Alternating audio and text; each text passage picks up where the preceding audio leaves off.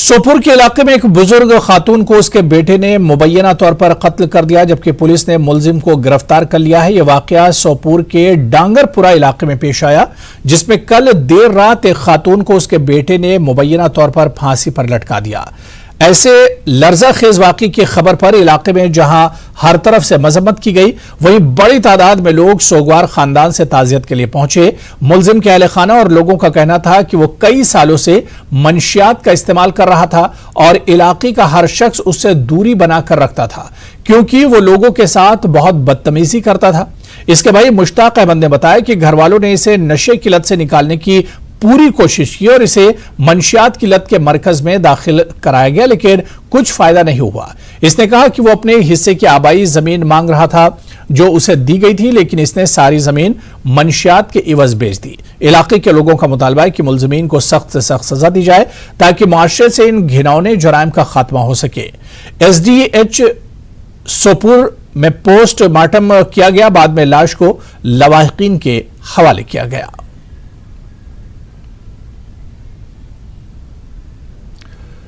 हीरानगर थाने के तहत आने वाले सरहदी इलाके सानियाल में बॉर्डर पुलिस चौकी से तकरीबन 200 मीटर के फासले पर धमाका हुआ, जिसके बाद सिक्योरिटी फोर्सेज ने इलाके की तलाशी ली। पुलिस SOG बम को नाकारा बनाने वाले स्क्वाड की मदद से तलाशी ली गई। इस दौरान एक कारामद ग्रेनेड भी बरामद किया गया। SSP कठवा शिवदीप सिंह ने बताया कि इलाके में जोरदार धमाका हुआ, जिसके बाद तलाशी ली गई। फिर एक कारामद ग्रेनेड भी बरामद हुआ, जिसे तहवील में ले लिया गया। CBI के गलत इस्तेमाल के अपोजिशन के इल्जाम का राइजिंग इंडिया प्रोग्राम में वजीर दाखिला ने भी जवाब दिया। अमित शाह ने कहा कि जब वो गुजरात के वजीर दाखिला थे तो इन्हें फर्जी केस में फंसाया गया था, लेकिन अदालत ने कहा कि CBI ने सियासी इंतकाम के जज्बे से केस किया है, इसलिए अदालत इन इल्जामात को मुस्तरद करती है। हमारे खिलाफ कोई भ्रष्टाचार का केस कांग्रेस ने नहीं किया था। एक एनकाउंटर हुआ था, उसमें मैं राज्य का गृह मंत्री था, मुझ पर केस कर दिया और CBI ने मेरी अरेस्ट की। जी अरेस्ट में CBI के रिकॉर्ड पर आज भी टैप किया हुआ पड़ा होगा। अगर प्रामाणिकता से टैप किया तो CBI के उस वक्त के अफसरों ने, और मिटा नहीं दिया कांग्रेस सरकार ने। तो 90% सवालों में यही था कि काहे को परेशान हो रहे हो, मोदी का नाम दे दो आपको छोड़ देंगे। हमने तो काले कपड़े नहीं पहने, कोई विरोध नहीं किया जी। मोदी जी के खिलाफ SIT बनाई एक राज्य के मुख्यमंत्री के, कोई करप्शन का केस नहीं था। दंगों में इन्वॉल्वमेंट का केस करा फर्जी टाइप का, जो अंत में सुप्रीम कोर्ट ने खारिज किया। हमने कोई हाई तौबा नहीं करी थी, कभी काले कपड़े पहनकर संसद को हमने जाम नहीं किया था भाई। और मैं बताता हूं नतीजा क्या आया। मुझे पकड़कर अरेस्ट किया, 90 में दिन ही बेल दे दी मुझे हाईकोर्ट ने। हाईकोर्ट ने कहा कि अरेस्ट करने के लिए पर्याप्त प्रूफ ही नहीं है। मुंबई में केस चला, गुजरात के बाहर ले गए, कोई आपत्ति नहीं, मुंबई में चला। वहां कोर्ट ने कहा कि राजनीतिक प्रतिशोध की भावना से CBI ने राजनीतिक इशारों पर यह केस किया है, इसलिए हम अमित शाह के खिलाफ के केस को और सारे आरोपों को खारिज करते हैं। हमने हाई तौबा नहीं की थी। और यही लोग थे, यही चिदंबरम बैठे थे, यही सोनिया जी नेतृत्व करती थी UPA सरकार का, यही मनमोहन सिंह थे और यही राहुल गांधी सांसद थे। अब क्या हो गया भाई? आगे बढ़ेंगे। मुल्क में रोजाना कोविड के मामलात में इजाफा देखने में आ रहा है। इंतजामी सेक्रेटरी महकमा सेहत भूपेंद्र कुमार ने एक आला सतही मीटिंग में जम्मू कश्मीर में कोविड और सेहत आम्मा की तैयारियों का जायजा लिया। कुमार ने तमाम इदारों के सरबराहों को हिदायत दी कि वो किसी भी किस्म की सूरत हाल से निपटने के लिए तैयार रहें। सरकारी अस्पताल गांधीनगर जम्मू के medical superintendent doctor Parveen Yograj ने कहा कि मुल्क के दीगर हिस्सों की तरह जम्मू कश्मीर का महकमा सेहत कोविड से निपटने के लिए हंगामी रद्द अमल के लिए तमाम अस्पतालों में 10 और 11 अप्रैल को एक मॉक ड्रिल करेगा। उन्होंने कहा कि ऑक्सीजन कंसंट्रेटर और प्लांट्स, सिलेंडर्स, ICU सहूलियात, कोविड वार्ड्स, टेस्टिंग, अद्वियात और दीगर मुतालिका सहूलियात की जांच करेंगे। उन्होंने यह भी कहा कि कोविड के मरीजों से निपटने के लिए टेस्टिंग और अलहदा OPD शुरू की जाएगी। Government of India ministry of health and family welfare में 25 मार्च को एक कम्युनिकेशन की थी हमारे स्टेट सेक्रेटरी हेल्थ की ऑफिस में। तो कल हमारे सेक्रेटरी हेल्थ श्री भूपेंद्र कुमार जी, जो कि काफ़ी एक्टिव, जिनके मार्गदर्शन में हम ये सारा काम कर रहे हैं, उन्होंने एक स्टेट लेवल की यूटी लेवल की मीटिंग ली और हमें एक डायरेक्शंस कुछ दी गई जो हमें पालन करनी थी। उन डायरेक्शंस में आज हमने इंस्ट्रक्शंस पास आउट कर दिए हैं। उसके मुताबिक उस इंस्ट्रक्शंस में एक हम फ्लू ओपीडी स्टार्ट करने जा रहे हैं आज से। तो जो सेपरेट ओपीडी रहेगी, जिसमें जो भी पेशेंट्स होंगे जिनको सस्पेक्टेड कोविड होगा, रेस्पिरेटरी प्रॉब्लम होगी, इन्फ्लुएंजा लाइक इलनेसेस होगी या रेस्पिरेटरी सांस लेने में दिक्कत होगी, उस ओपीडी में ही आएंगे। तो बाकी पेशेंट दूसरी ओपीडी में जाएंगे। दूसरा स्टेप हमें आज इंस्ट्रक्शंस हमने पास आउट कर दी कि पूरा स्टाफ जो है, हमारा इमरजेंसी स्टाफ, इंडोर स्टाफ, जितना भी स्टाफ जिनका पेशेंट का कंटैक्ट होता है, उनके लिए मास्क पहनना अनिवार्य होगा और कोविड अप्रोप्रिएट बिहेवियर करना जरूरी है। जैसे हैंड शेकिंग नहीं करनी है और सैनिटाइजेशन करनी है, हाथ को सैनिटाइज करना है। तो तीसरा हमने जो स्टेप दिया था कि हमने लोगों को भी हमने टेस्टिंग स्टार्ट करनी है। तो टेस्टिंग के लिए हमारे पास हमने डायरेक्ट रिक्वायरमेंट्स हम दे रहे हैं। तो हमें 2-4 दिन में बाय मंडे हमारी टेस्टिंग भी यहाँ गांधीनगर में स्टार्ट हो जाएगी। तो उसमें इंस्ट्रक्शंस हमें ये दी गई थी कि 80:20 रेशियो में अगर 10 टेस्ट होते हैं उस पर 8 टेस्ट होने चाहिए आरटीपीसीआर, 2 टेस्ट रैट के होने चाहिए। तो ऐसी इंस्ट्रक्शंस को हम लोग पालन करने वाले हैं अगले 1-2 दिन में। जिला रामबन की ITI गोल में मिशन यूथ के तहत 2 रोजा कैंप मुनक्किद किया गया। इस प्रोग्राम के मेहमान खुसूसी SDM गोल रहे। इस कैंप में सब डिवीजन गोल के मुख्तलिफ इलाकों से बेरोजगार नौजवानों, लड़के और लड़कियों ने शिरकत की। नौजवानों को सरकारी स्कीमों की जानकारी दी गई और इंस्टीट्यूट में दी जा रही मुख्तलिफ ट्रेड की ट्रेनिंग से रोशनास किया गया। वसीम अकरम है, मैं संगलदान का रहने वाला हूँ। यहाँ पर जो प्रोग्राम आज हुआ, इस प्रोग्राम से जो है हमें काफ़ी कुछ सीखने को मिला। हमें ITI के बारे में पता ही नहीं था कि ITI होता क्या है। जब हम यहाँ पे आए, हमें यहाँ के ट्रेडों के बारे में नॉलेज हुई। ऐसे दूर दराज इलाकों से हम लोग निकल के आए हैं। हमें जो है दूर दराज इलाकों से आने के बाद ITI के बारे में पता चला और ऐसे प्रोग्राम हमारे यहाँ हर बार होने चाहिए जिससे लोगों को अवेयर हो। और इस अवेयरनेस के बाद जो है हम लोगों की बेरोजगारी जो है दूर होगी, क्योंकि हम यहाँ आएंगे, हम कोई काम सीखेंगे और काम सीखने के बाद जो है अपने रोजगार को कमाएंगे और जिससे हर गरीब आदमी का जो है बेरोजगारी दूर होगी। सुब्रन ITI गोल, ये आज का 2 दिन का प्रोग्राम मिशन यूथ की तरफ से था।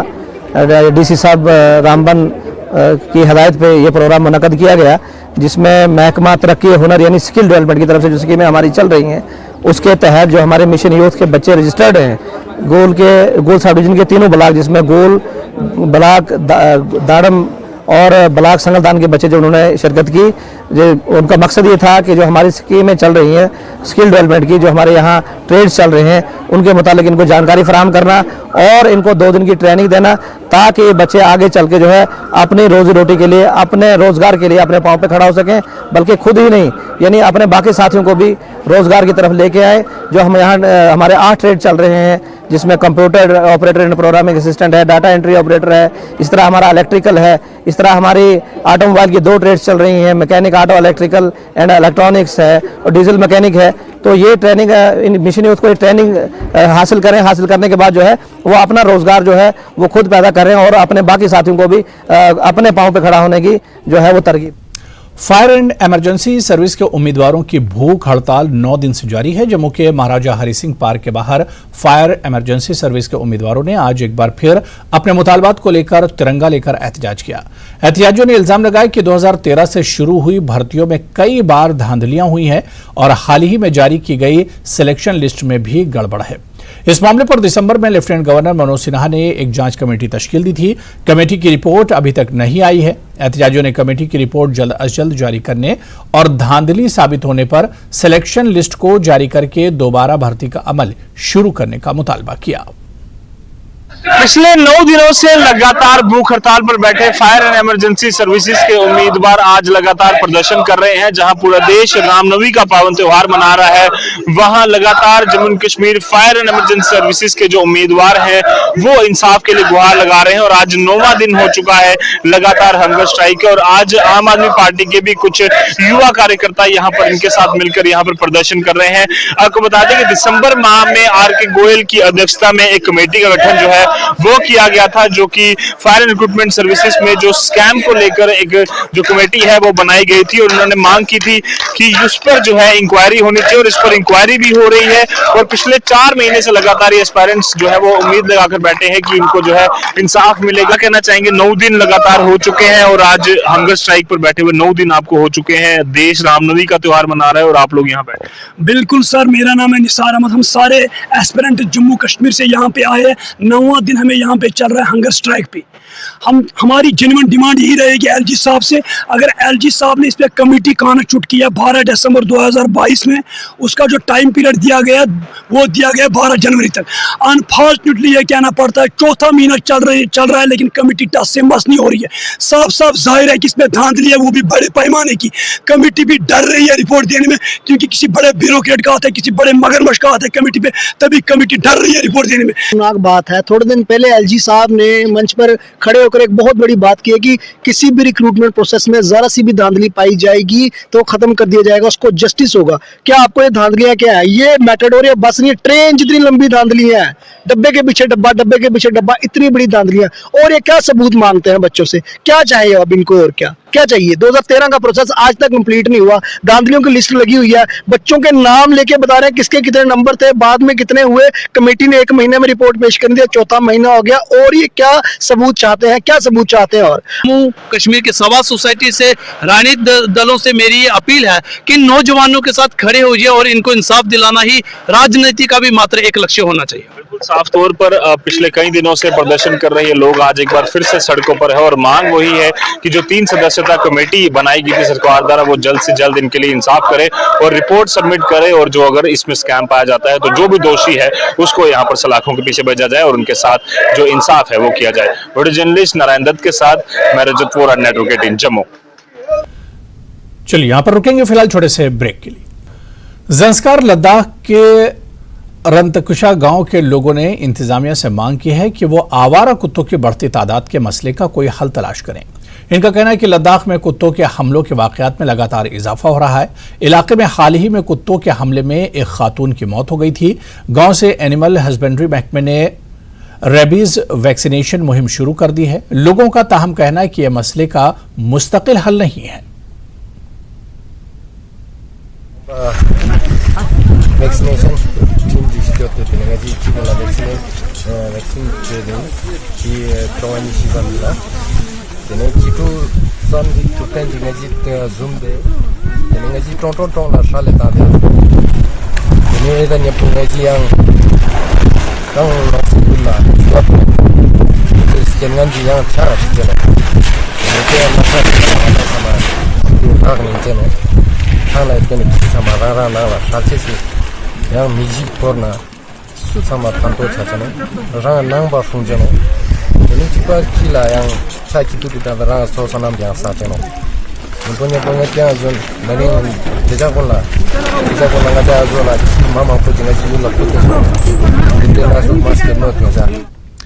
गांदरबल पुलिस की जानिब से सिविक एक्शन प्रोग्राम के तहत मुनक्किदा फुटबॉल टूर्नामेंट इख्तिताम पजीर हुआ। गदूरा स्टेडियम में फुटबॉल क्लब तलमुला और अथवास फुटबॉल क्लब के दरमियान फाइनल हुआ, जिससे एफसी तुलमुला ने जीत लिया। टूर्नामेंट के फाइनल का मुशाहिदा SSP Ganderbal Nikhil Borkar, additional SP Ganderbal Feroz Yahya ने भी किया। एसएसपी गांदरबल श्री निखिल ने फातेह और रनरअप दोनों टीमों को ट्रॉफी और नकद इनामात पेश किए। प्रोग्राम के तहत लास्ट वीक हमने इसी ग्राउंड में टूर्नामेंट इनॉग्रेट किया था, फुटबॉल टूर्नामेंट। आज उसका फाइनल मैच था, फाइनल सेरेमनी थी और ये कंक्लूड हो गया फुटबॉल मैच। इसका मकसद यही है कि हमारे नौजवानों को ड्रग्स और नेगेटिव एक्टिविटीज जो वो करते हैं उनसे दूर रखने के लिए और उनको पॉजिटिव एक्टिविटीज में इन्वॉल्व करने के लिए ये ऑनरेबल पुलिस की कोशिश थी, जिस कोशिश के तहत ये टूर्नामेंट फुटबॉल टूर्नामेंट मुनक्कद कराया गया था।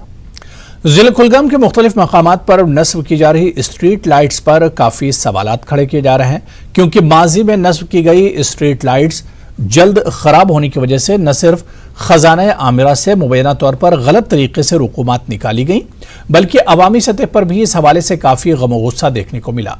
इस दौरान पंचायती राज नुमाइंदे भी इस अमल से खुश नहीं हैं। लाइटिंग सिस्टम होता है। पिछले कुछ सालों से हम देखते ही आ रहे हैं कि बहुत जगहों पे लाइटें इंस्टॉल हुई है, तो मुझे लगता है ये सही नहीं हो रहा है। ये सरासर लोगों के साथ धोखा है।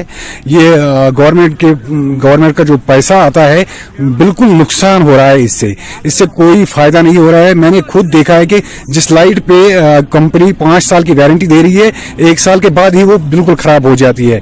और अगर कंपनी कह रही है कि इसको वाटर की वजह से खराबी हो रही है तो वाटर प्रूफ है। पहले तो वो यही बोल रहे हैं कि वाटर प्रूफ है, और बाद में बोल रहे हैं कि नहीं, ये वाटर प्रूफ नहीं है, इसको वाटर की वजह से प्रॉब्लम हो रही है। और अगर वाटर की वजह से प्रॉब्लम हो रही है तो पहले ही उनको बोलना चाहिए कि ये सेपरेट जगह पे इंस्टॉल करनी चाहिए।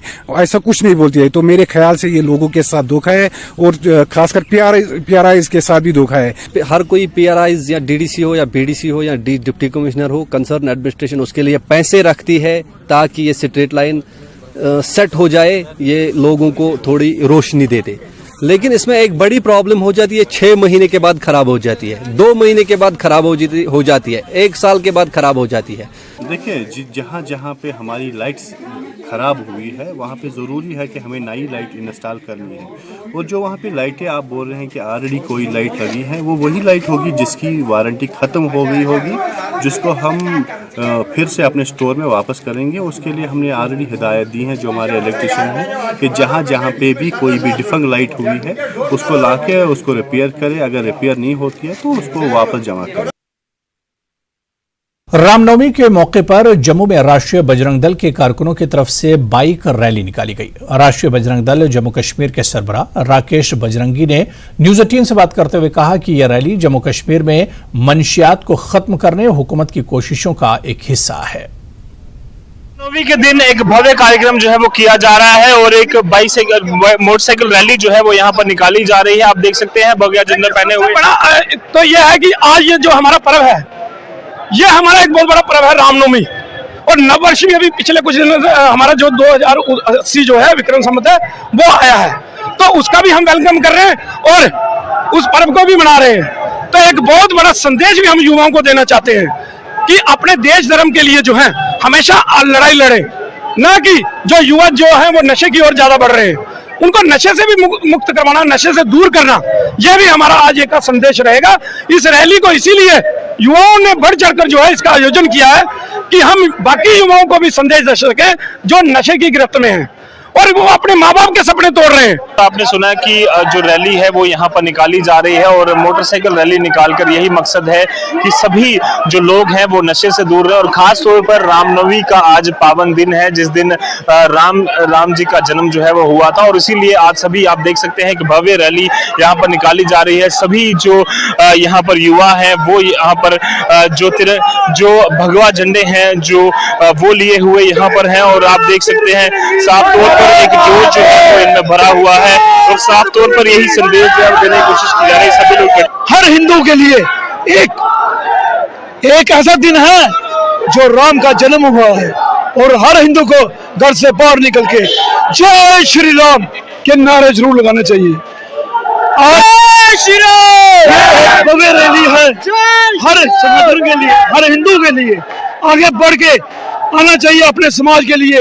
से लगातार एक बड़ी रैली जो है वो निकाली जा रही है और एक भव्य रैली निकालकर ये संदेश जो है वो देने की कोशिश की जा रही है कि अब हम सभी लोग इकट्ठे हैं और भगवान राम द्वारा जो संदेश दिया गया था सभी को, जो बताया गया था कि किस तरह से हमें एक दूसरे के साथ मिलकर हर एक चीज के लिए जो जितना भी पाप जो समाज में फैल रहा है, जितना भी अधर्म हो रहा है उसके खिलाफ लड़ाई लड़नी है। और इसीलिए सभी लोग आज एक बाइक रैली निकाल रहे हैं। कुछ देर में एक बाइक रैली की जो शुरुआत है वो होगी और संदेश यही है कि नशे के खिलाफ जो सभी लोग हैं वो मिलकर यहाँ पर जंग लड़ रहे हैं।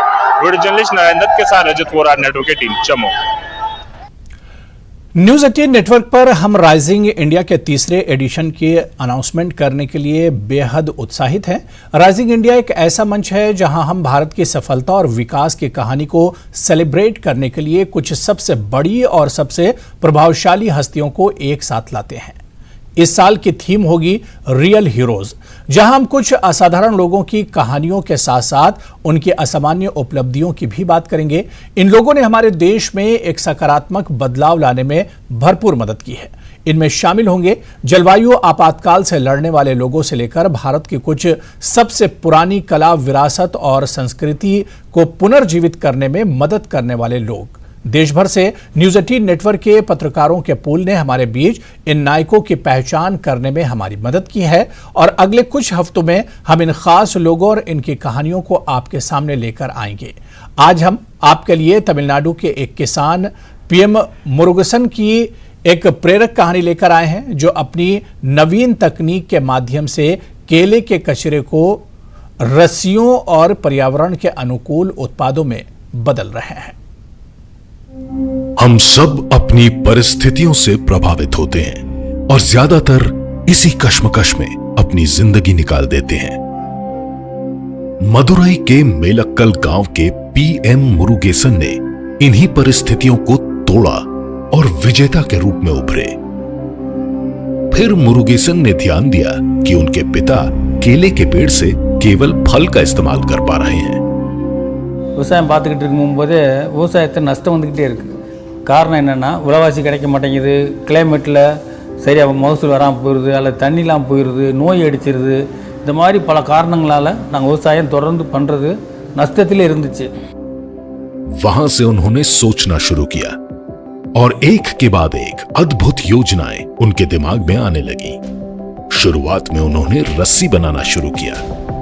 जल्द ही रस्सी उत्पादन से वह बढ़कर बैग्स, टोकरी और मैट जैसे अन्य उत्पाद भी बनाने लगे।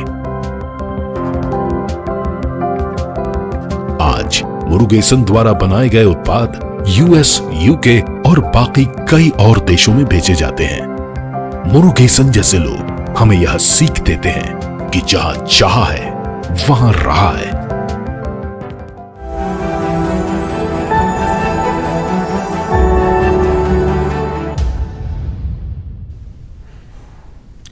तो देखते रहिए हमारी एक खास पेशकश राइजिंग इंडिया रियल हीरोज, जहां हम आपके लिए विभिन्न क्षेत्रों में काम करने वाले असली हीरोज की कई और कहानियां लाते रहेंगे। तो चलिए इस बुलेटिन में अभी फिलहाल इतना ही। नमस्कार।